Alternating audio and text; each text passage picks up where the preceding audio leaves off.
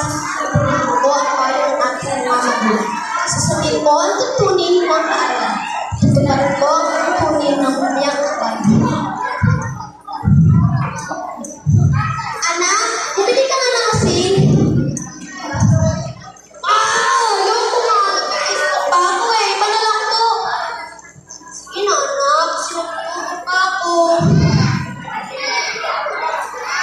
Ano naman eh? Hindi ka pumisip na ako.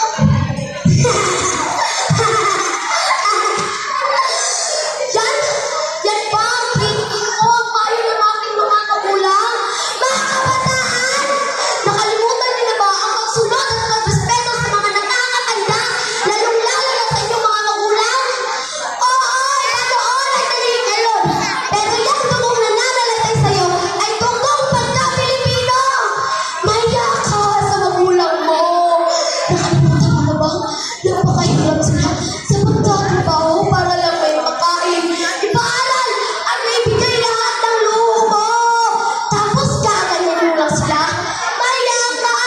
Yan pa ang pag-ibig mo sa Pilipinas at ang pagtulong na naman ito. Ang pagsubay sa utos ng mga magulang. Wah! Ang saya maglaro ng computer.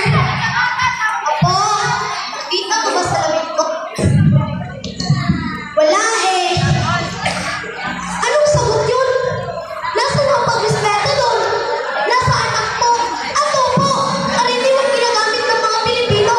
At biglang nawala. Dahil ba nagbago na ang relasyon? Dapat ang magbago ang katangian? Ate, kuya, magsabi kasi sa uso. Uso? Uso? Kapag ikaw ay kumanta, hindi ka respeto ng mas nakakabata. Magiging masaya ka. Baliw lang ang nagsasabing oo. Punto pa rin ang isang mamunyang makbayan, pero di ka masunod ang utos ng mga magulang at tuntunin ng paaralan eh. Nag-aaral at iyalay ko ang buhay pangarap ko. Naglilingkod? Kayo dyan na nakaupo. Naglilingkod din ba kayo sa ating pista? Di kayo isa sa mga opisyal ng ating mga bata ay di ibig sabihin na hindi kayo gagawa ng paraan para sa ikauunlad ng ating bansa. Huwag natin iasa palagi sa pamahalaan. Puro reklamo! Reklamo! Bakit? May nagawa ka na ba sa Pilipinas?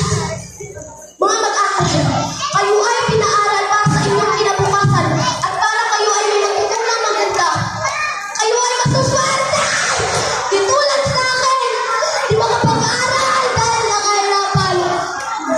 Pero ngayon, bakit ilan sa mga kabataan hindi na nag-aaral na mabuti?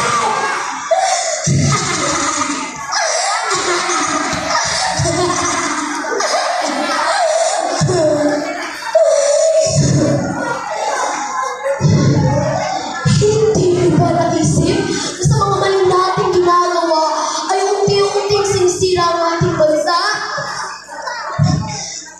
Hindi ba naisip mo? Ana, do you have a phone? Oo. Oh, may music sa akin sa'yo.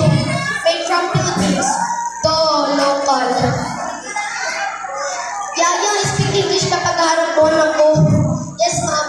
Miggy, yes, you're good na. Hindi ka ba naiyak? Tumingin ka sa salamin. Bakit pumunti? Tumangos at nahaluan ng dugo ng dayuan ka agad yan ka na.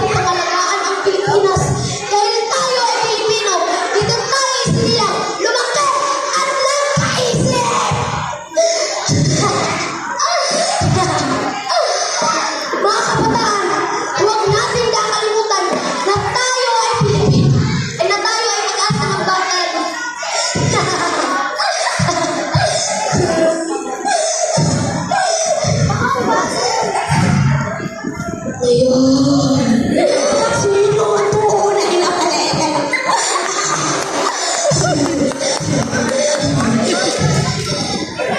Tunay